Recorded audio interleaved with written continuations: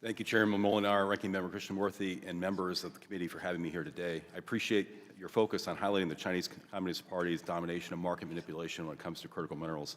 Lithium Americas is proud to be part of the conversation and the solution. My name is Jonathan Evans. I'm the President and Chief Executive Officer of Lithium Americas. We're developing the critical Thacker Pass project, a fully integrated mining and processing operation located in Humboldt County in northern Nevada, which hosts the largest known measured lithium resource and reserve in the world. Thacker Pass is owned by a joint venture between Lithium Americas and General Motors. Our immediate focus is advancing phase one of the project towards production, targeting nominal design capacity of 40,000 tons per year of battery-grade lithium carbonate. Once online, phase one will increase U.S. lithium production tenfold and could meet roughly 20% of the U.S. processed lithium demand. We're grateful for the U.S. Department of Energy's $2.23 billion loan, which will help finance the construction and processing facilities at Thacker Pass. Together with our partners in administration, we are strengthening America's supply chain, creating high-quality jobs, and bolstering our long-term energy security and prosperity. Onshoring large-scale U.S. lithium production is not optional. Lithium is a critical element of national security, powering a vast array of defense technologies to sustain both resilient military operations and essential civilian infrastructure. Beyond its strategic importance, lithium represents a powerful driver of economic growth and energy independence, creating American jobs, strengthening domestic industries, and bolstering long-term energy resilience. Yet the United States remains dangerously dependent on foreign countries, including China, for this critical mineral. The U.S. currently produces less than 1% of the U.S. global supply of lithium.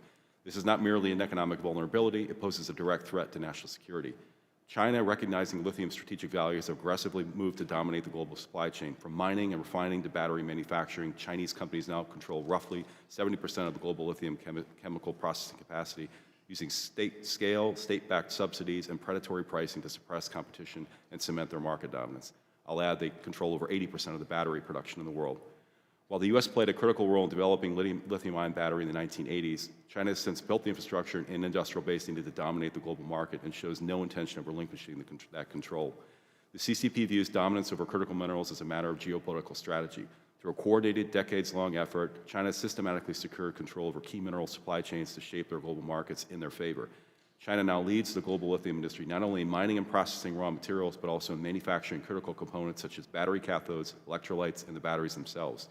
The CCP actively supports its domestic companies in acquiring foreign assets, offering them low to no interest loans and political backing to secure supply chains abroad. This pattern is evident across regions including Africa, Australia, and Latin America.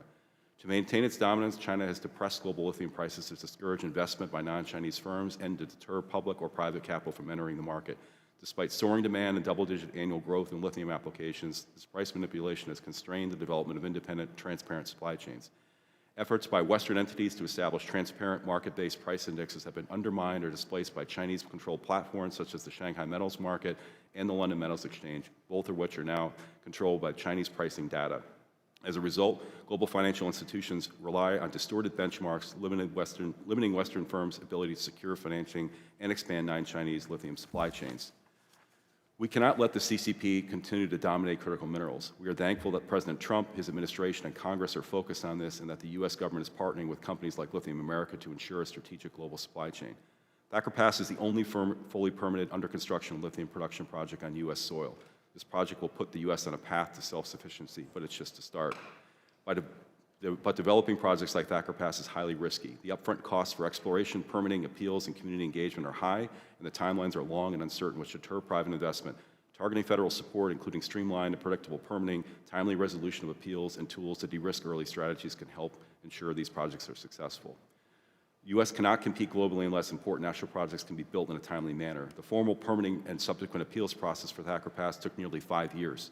We were actually considered fast-tracked, given the process typically takes 7 to 10 years in the U.S., which is among the longest in the world. Such lengthy, unpredictable, and litigation-prone processes discourage private capital from investing domestically.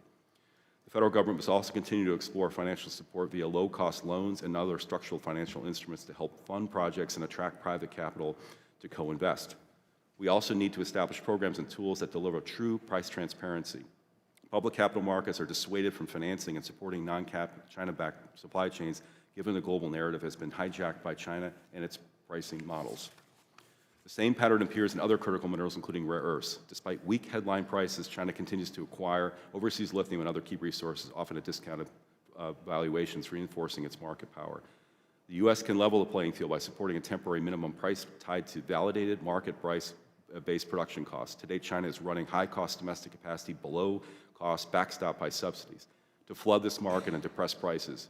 In November, the CEO of CATL, which is the largest battery manufacturer in the world, admitted to this, telling Reuters that they were now stopping production at their mine as they achieved their goal of lowering lithium prices. Thank you again for this opportunity to speak to you today. Securing America's lithium supply is about far more than resource development. It's about safeguarding the nation's economic future, technological leadership, and national security. Thank you, Chairman. Thank you very much.